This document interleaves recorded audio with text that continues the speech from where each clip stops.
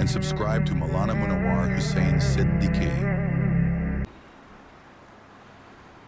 ایک بار درود پاک پڑھیں. اللهم صل على سيدنا وشفيعنا ونبينا ومولانا محمد وبارك وسلم تسليما كثيرا كثيرا. اللہ رب العزت کا بے انتہا کرم اور احسان ہوا کہ اللہ تبارک و تعالی نے آج ہم سب کو 11ویں ذی الحجہ یعنی قربانی کے دوسرے دن عظیم الشان نماز جمعہ کے لئے جمع فرمائے. اللہ تبارک و تعالی سے دعا فرمائے کہ اللہ تبارک و تعالی ہم سب کے جمع ہونے، کہنے اور سننے کو بے حد قبول فرمائے اور ہمیں عمل کی توفیق عطا فرمائے. آمین یا رب العالمین. عزیزان گرامی، آج جو میں نے قرآن حکیم کی چند آیتیں تلاوت کی ہے اور گزشتہ جمعہ جو بیان چل رہا تھا، وقت ختم ہونے کی وجہ سے بات رک گئی تھی، اسی مضمون کو آج انشاءاللہ پورا کرنے کی کوشش کروں گا. اللہ سے دعا ہے کہ اللہ تبارک و تعالی کہنے اور سننے سے زیادہ ہمیں عمل کی توفیق عطا فرمائے. آمین یا رب العالمین. سب سے پہلے میں آپ کو اور تمام عالم اسلام کے مسلمانوں کو عید الاضحیٰ کی مبارکبادی دیتا ہوں کہ اللہ تبارک و تعالی اس عید الاضحیٰ کو ہم سب کے لیے رحمت کا باعث بنائے اور پورے عالم میں امن و امان قائم فرمائے. اور جن ساتھیوں نے، جن مسلمانوں نے اور جن انسانوں نے قربانی دی، اللہ اسے بے حد قبول فرمائے. جو دینے والے ہیں انہیں اخلاص کے ساتھ دینے کی توفیق عطا فرمائے، اور جو دینا چاہتے تھے مگر کچھ حالات کی مجبوری اور کچھ مالی مجبوری یا اور کسی بنا پر وہ نہیں دے سکے، اللہ انہیں بھی آگے دینے کی توفیق عطا فرمائے اور حالات کو سازگار فرمائے. آمین یا رب العالمین. عزیزان ملت، آپ بہتر جانتے ہیں کہ جب قربانی کا مہینہ یعنی بقرعید کا مہینہ شروع ہوتا ہے تو ہمارے چینل والے اور نیوز والے اور سوشل میڈیا والے سب ایکٹیو ہو جاتے ہیں. کیوں یہ خون بہایا جا رہا ہے؟ کیا ضرورت ہے؟ اور کچھ نام نہاد مسلمان بھی اس میں بڑھ چڑھ کے حصہ لیتے ہیں. وہ لوگ بھی اس بات پر اعتراض کرتے ہیں کہ ایک ہی دن میں کروڑوں جانور کا خون بہا کر کے اس کو بیکار کیا جا رہا ہے. کاش کہ انہی پیسوں کو جمع کر کے غریبوں میں تقسیم کیا جائے، یا پھر ہاسپٹل بنایا جائے، یا پھر یونیورسٹی بنایا جائے. عجیب عجیب سوالات کرتے ہیں اور یہ غیر نہیں، یہ مسلمان کرتے ہیں. میں سب سے پہلے یہ کہنا چاہوں گا کہ اس قربانی کا تعلق آج سے بھی نہیں اور 1400 سال سے بھی نہیں، بلکہ اگر آپ تاریخ دیکھیں گے تو آپ کو پتا چلے گا کہ جب سے انسان پیدا ہوا ہے تب سے قربانی. قرآن مجید کہتا ہے فَتَقَرَّبَ قُرْبَانًا، ہم نے ان دونوں میں سے ایک کی قربانی قبول کی،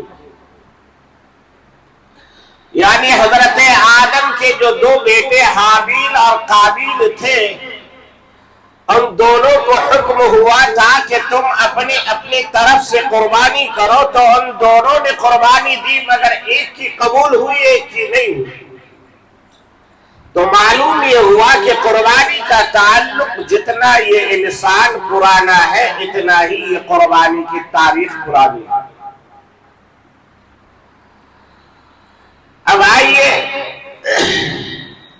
کہ انہی پیسوں سے اگر ہم اسکول، کالج، یونیورسٹی، ہاسپٹل بنائے تو اس کا بھی ایک جواب سنتے چلیے۔ کیا کوئی ایسا مسلمان ہے کہ جس کے پاس 15، 20 ہزار، 25 ہزار کے علاوہ اور پیسے نہیں ہیں؟ بھائی ایک بکرا کتنے کا لیتا ہے؟ 20، 25، 50 ہزار۔ تو 50 ہزار کا قربانی کرنے والا کیا پوری دولت جمع کر کے قربان کر دیا یا اس کے پاس اور پیسے؟ بے شمار پیسے رہتے ہیں، مگر کبھی یہ خیال نہیں آتا کہ آیا جو لاکھوں روپے یا کروڑوں روپے بزنس میں، بینک میں یا گھر میں یا زیورات کے شکل میں یا اور کسی ذرائع سے بچا ہوا ہے، ان پیسوں کو جمع کر کے کوئی یونیورسٹی بنایا جائے؟ اگر اللہ کے راستے میں انسان نے 20، 25، 50 کر دیا تو اس پیسے پر 1000 سوال ہوتا ہے۔ اسی مسلمان کے بیٹی کی شادی میں پیلیس گراؤنڈ میں 50 لاکھ ہوا میں اڑتا ہے اور کسی ایک غریب کو وہاں انٹری نہیں ملتی۔ قربانی کے 20، 25، 50 ہزار میں کم سے کم 10 غریبوں کے گھر میں گوشت پکتا ہے، کم سے کم بول رہا ہوں میں۔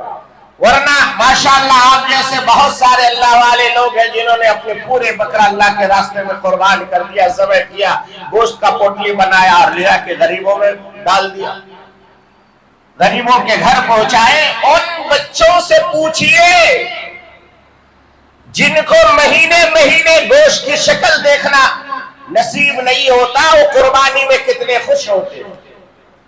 یہ تو ہم اور آپ سمجھتے ہیں نا کہ کون سی بڑی بات ہے، کیونکہ ہمارے اور آپ کے دانت گوشت کھا کھا کے گھس چکے۔ ہم نے اللہ کے بتائے ہوئے وصولوں سے انحراف کی وجہ کیا ہے وہ میں آپ کو بتا دوں۔ اس کی وجہ ہے کہ ہماری پرورش اچھی نہیں ہو رہی ہے۔ ہماری پرورش اگر اچھی ہوئی ہوتی تو ہم اسلام کے احکام پر کبھی انگلی نہیں اٹھاتے۔ اس کا جواب بھی میں آپ کو قرآن حکیم سے دوں گا انشاءاللہ۔ صحابہ کرام کے سامنے جب اللہ کے نبی صلی اللہ علیہ وسلم نے اسی قربانی کی فضیلت کو بیان کیا تو صحابہ نے 2 سوال کیے۔ صحابہ نے کہا ما هذه الاضاحی یا رسول اللہ، جس قربانی کی آپ اتنی فضیلت بیان کر رہے ہیں کہ اس کا یہ ثواب، اس کا یہ ثواب، آپ ہمیں یہ بتائیے کہ یہ قربانی ہے کیا چیز؟ غور سے سننے کی بات ہے۔ اور دوسرا سوال حضرت صحابہ کرام نے اللہ کے نبی سے کیا کہ یا رسول اللہ، یہ جو ہم قربانی کریں گے اس کا بدلہ ہمیں کیا ملے گا؟ اللہ کے نبی نے پھر فرمایا لِكُلِّ شَعْبَةٍ حَسَنَةٌ، کہ اے میرے پیارو، اے میرے یارو، جو تم پوچھ رہے ہو کہ اس سے ملے گا کیا، تو اس کا جواب یہ ہے کہ جس طریقے سے اس جانور کے جتنے بال ہیں اللہ اتنی نیکی آپ کو عطا فرمائے۔ اب یہاں ذہن پر ایک سوال ہوتا ہے، کیا فرشتے جانوروں کے بال گننے کے لیے بیٹھ جائیں گے؟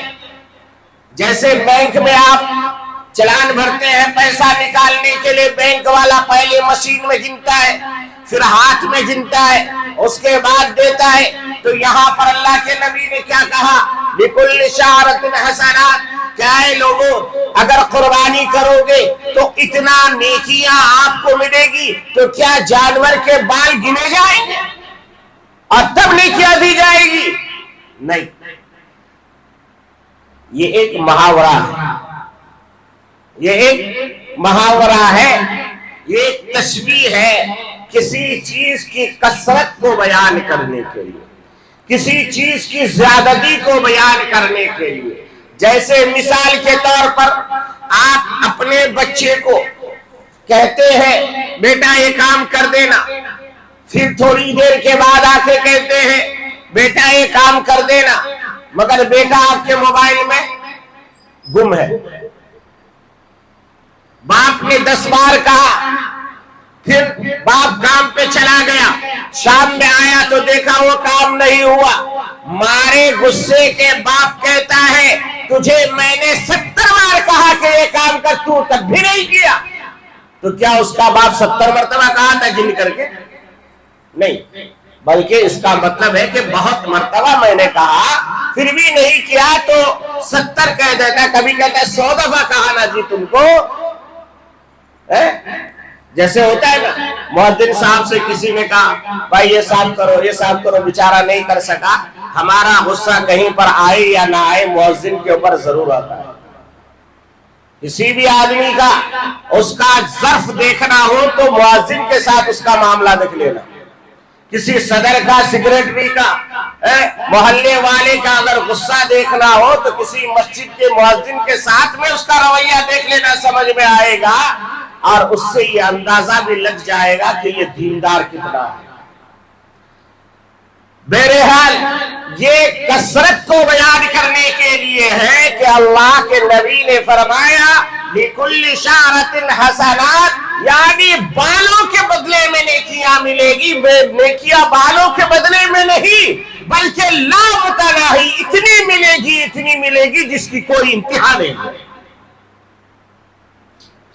پھر اللہ کے نبی صلی اللہ علیہ وسلم سے پہلا سوال کیا ہوا تھا؟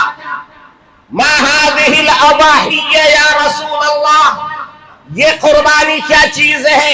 اللہ کے نبی نے کچھ اور جواب نہیں بلکہ اتنا کہا ہی سنت ابیکم ابراہیم، اے میرے پیارو یہ ابراہیم کی سنت ہے، یہ ابراہیم کا طریقہ ہے۔ اب میں آپ سے سوال کرتا ہوں، اگر آپ کا ذہن یہاں پر حاضر ہو، آپ نے سنا بھی، ہم نے پڑھا بھی، اور آپ نے بھی بارہا پڑھا ہوگا، سنا ہوگا، حضرت ابراہیم نے قربانی کیا کی تھی؟ کیا چیز کی قربانی کی ابراہیم نے؟ ارے بیٹے کی قربانی کی نا، اپنے بیٹے کی قربانی کی۔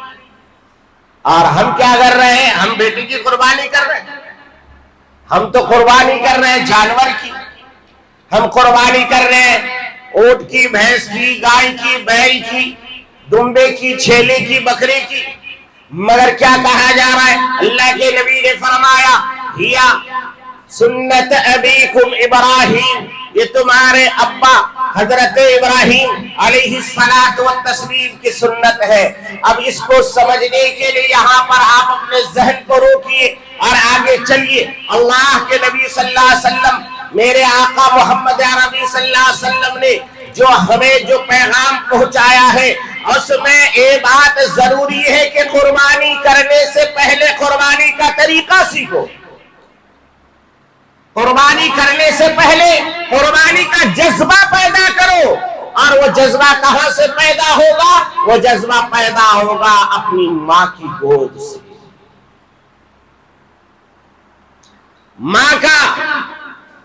ماں کی گود بچوں کے لیے پہلی درسگاہ، پہلا مدرسہ، پہلی درسگاہ، پہلا مدرسہ۔ سمجھیے گا، بہت سمجھنے کی ضرورت ہے۔ حضرت ابراہیم کہاں رہتے تھے؟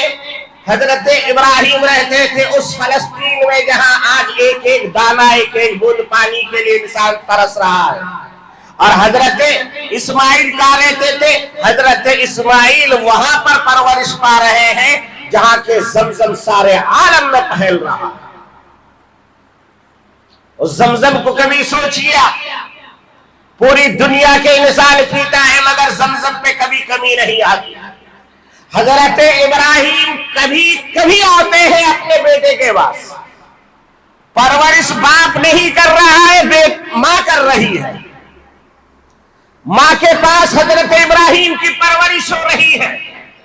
اور صرف میں زبانی لفاظی نہیں کر رہا، قرآنی ریکارڈ سنا رہا ہوں آپ کو۔ قرآن کہتا ہے فَلَمَّا بَلَغَ، جب پہنچا حضرت ابراہیم کہاں پر کہ وہ دوڑنے لگے، اپنے باپ کی انگلی پکڑ کے چلنے پھرنے کے لائق ہو جائے۔ علماء کرام نے اس کی دو تفسیریں بیان کی، یا تو یہ مراد ہے کہ 7-8 سال کی عمر ہو جائے، یا پھر باپ کے ہاتھ بٹانے کے کام 13 سال کی عمر ہو جائے، 12-13 سال کی عمر ہو جائے۔ اب حضرت ابراہیم نے بیٹے کو خواب میں دیکھا، کیا دیکھا؟ انی ارا فی المنام انی اذبحک فانظر ماذا ترى قال یا ابت افعل ما تؤمر ستجدنی ان شاء اللہ من الصابرین۔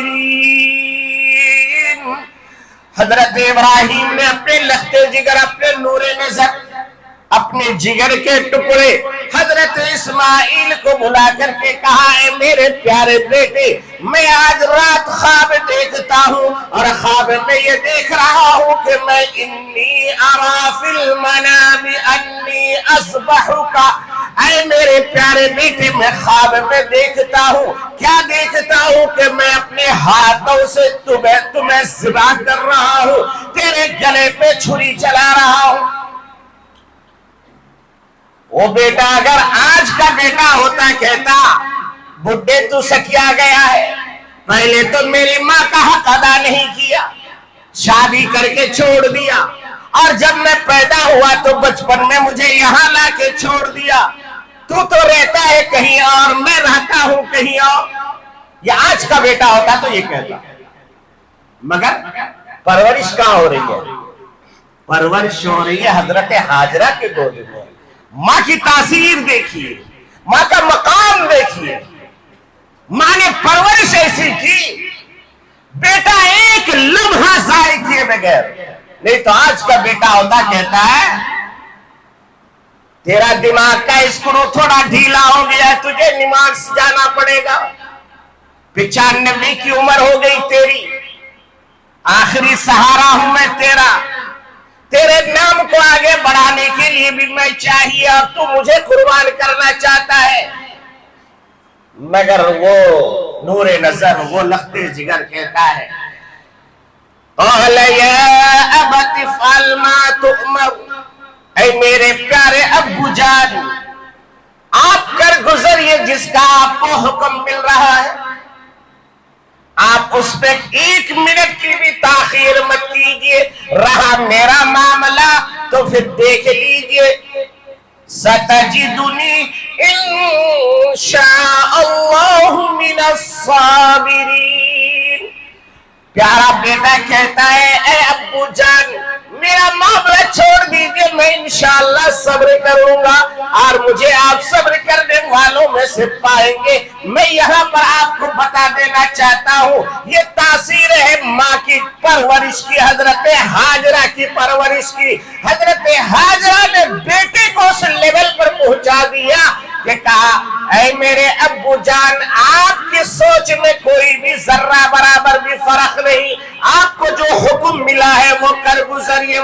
میں کروں گا اور انشاءاللہ مجھے آپ جو ہے ثابت قدم پائیں گے۔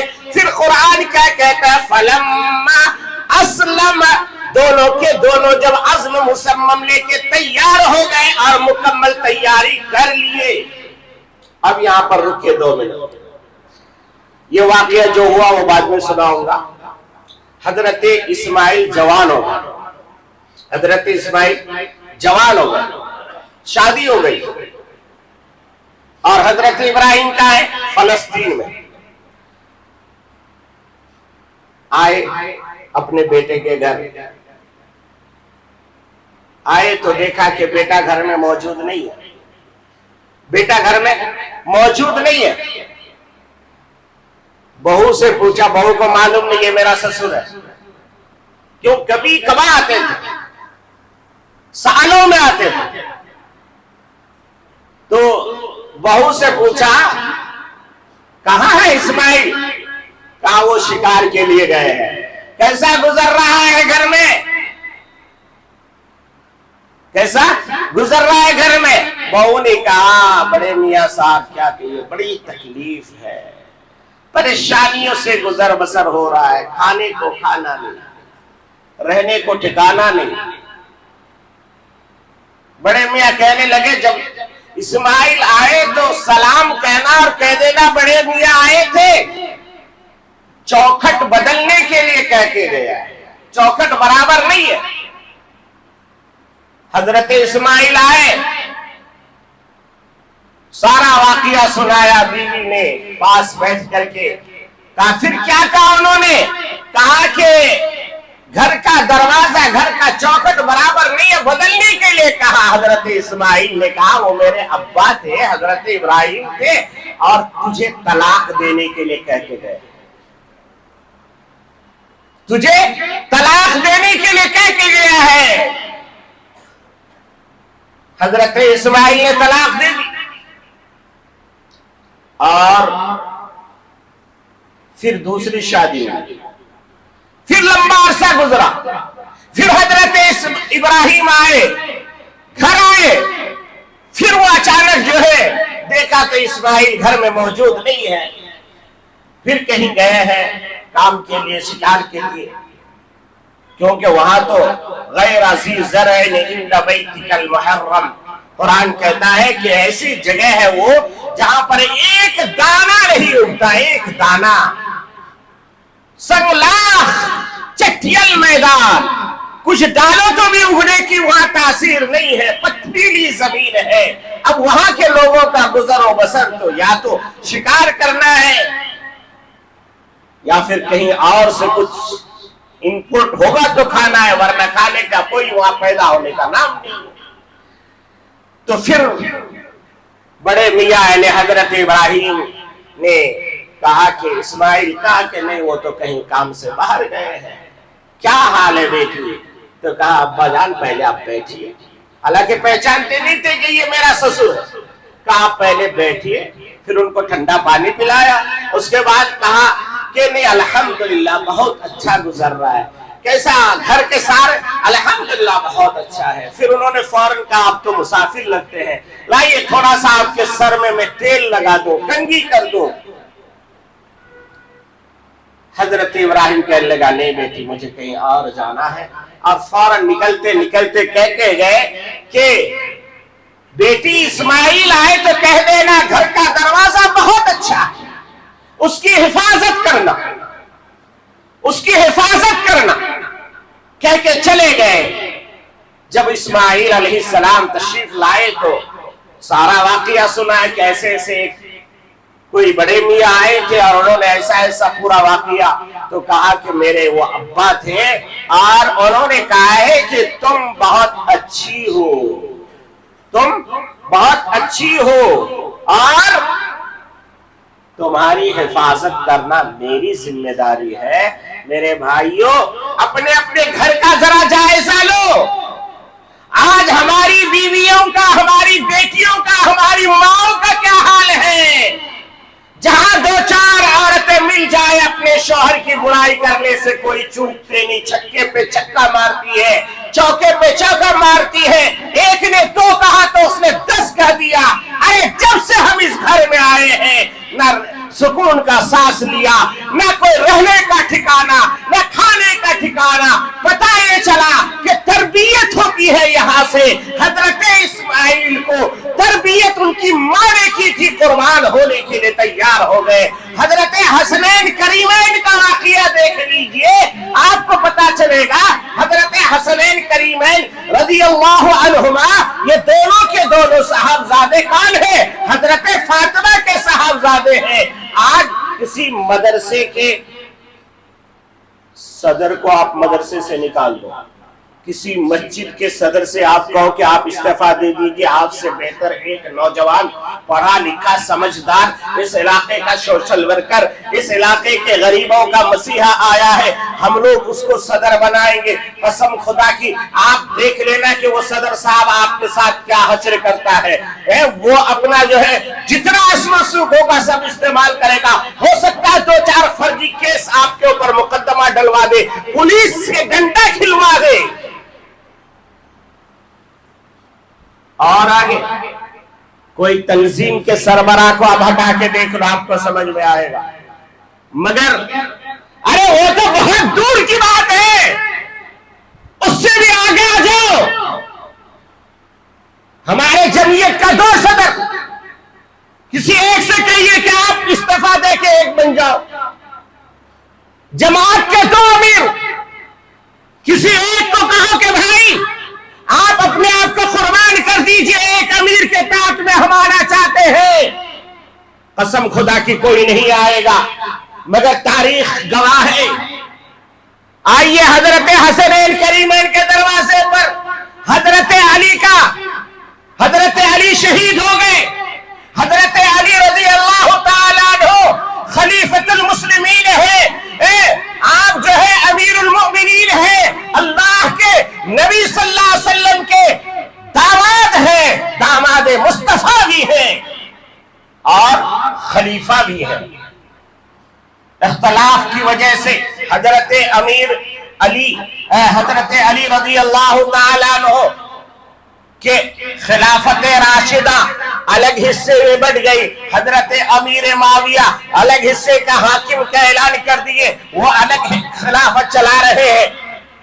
حضرت علی شہید ہو گئے۔ باپ کے شہید ہونے کے بعد خلیفہ کون بنے؟ حضرت حسن رضی اللہ تعالیٰ عنہ، کیونکہ یہی بڑے صاحبزادے تھے۔ لوگوں نے، لاکھوں لوگوں نے ان کے ہاتھ میں بیعت کر دی، فوج ان کے ہاتھ میں، سپاہی ان کے ہاتھ میں، ملک ان کے ہاتھ میں، گورنر ان کے ہاتھ میں، مسلمانوں کا اکثر حصہ ان کے ہاتھ میں۔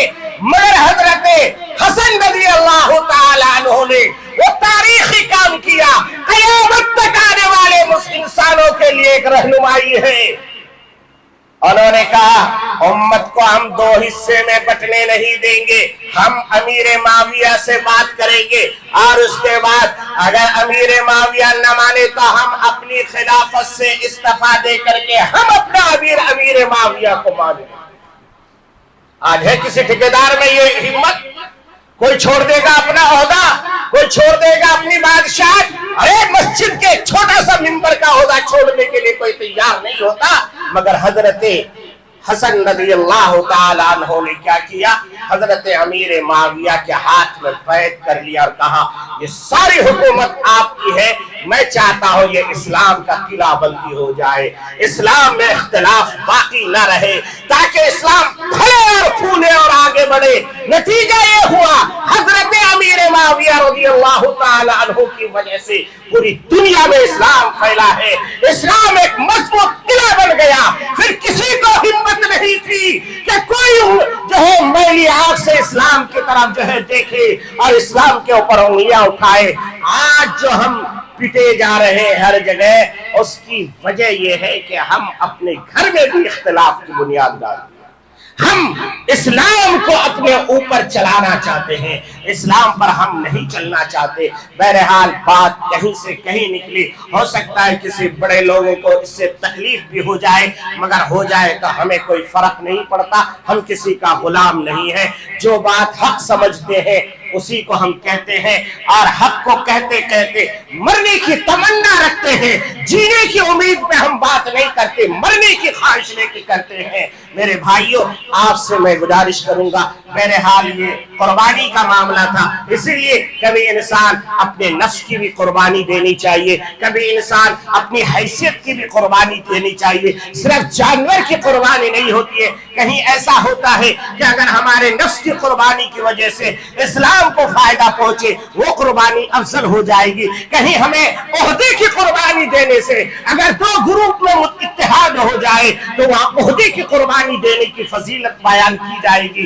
آج قربانی کے موسم میں آپ سے میری گزارش ہے، جتنے لوگوں نے قربانی کی اللہ آپ سب کی قربانی کو قبول فرمائے، اور جنہوں نے نہیں کی کوشش کرے، ابھی بھی 2 دن ہمارے پاس باقی ہے، بہت بڑا جانور دینے کی ضرورت نہیں، چھوٹا موٹا خرید کے دیجئے، اللہ کو راضی کرنے کے لیے دیجئے، حصے جہاں چل رہے وہاں حصے دے دیجئے، بہرحال مگر دیجئے اس لیے کہ یہ 3 دن اللہ کو خون بہانے سے زیادہ عمل کوئی محبوب نہیں، اور اللہ لن ینال اللہ لحومها ولا دماؤها ولکن ینالہ التقوی منکم، کہ نہ میں تمہارا گوشت دیکھتا ہوں نہ خون دیکھتا ہوں، میں تمہارے دل کے حالت کو دیکھتا ہوں، تمہارے دل کس لیے قربانی کیا ہے۔ اس لیے میرے بھائیوں، قربانی کو اپنائیے اور قربانی دیجئے۔ ہاں، ایک چلتے چلتے ایک مسئلہ بتا دو، کل میرے ساتھ یہ واقعہ پیش آیا، میں کسائی ڈھونڈتے ڈھونڈتے ایک اپارٹمنٹ کے نیچے چلا گیا،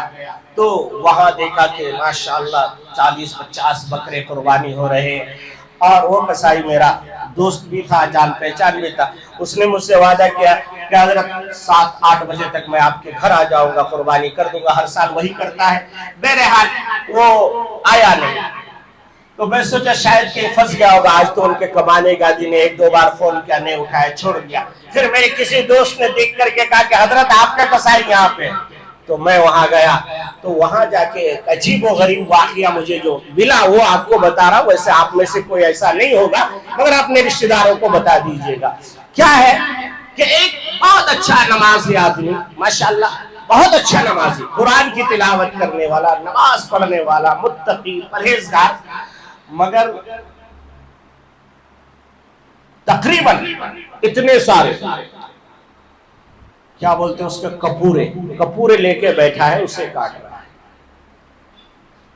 میری نظر پڑ گئی، اور الحمدللہ یہاں نہیں، میں پورے ہندوستان جاتا ہوں بیان کرنے کے لیے، میں کہیں ڈر کے بیان نہیں کرتا، یہ بات یاد رکھیے آپ۔ اگلی بار مجھے کون بلائے گا نہیں بلائے گا اس کا کبھی مجھے فکر نہیں رہتا، میں ڈنکے کی چوٹ جو حق بات ہے وہ کہتا۔ میں نے کہا حاجی صاحب کیا کر رہے ہو؟ بولے نہیں یہ تو جائز ہے۔ میں نے کہا کیا جائز ہے؟ کہاں آپ نے کہا جائز ہے؟ کہا نہیں جائز ہے۔ 4-5 وہیں پر گواہ لوگ بن گئے کہ حضرت سالوں سے یہ کر رہے ہیں، ہمیں منع کرتے تب بھی کھاتے۔ میں نے کہا حاجی صاحب یہ حرام ہے، یہ حرام ہے۔ تو کہا دلیل؟ میں نے کہا دیکھو تمہارا کام جتنا ہے اتنا کرو، دلیل تم سمجھ پاؤ گے۔ وَيُحَرِّمُ عَلَيْكُمُ الْخَبَائِثَ، نبی آئے ہیں تمہیں خبیث چیزوں سے بچانے کے لیے۔ اب وہ خبیث میں گندگی بھی جمع ہے۔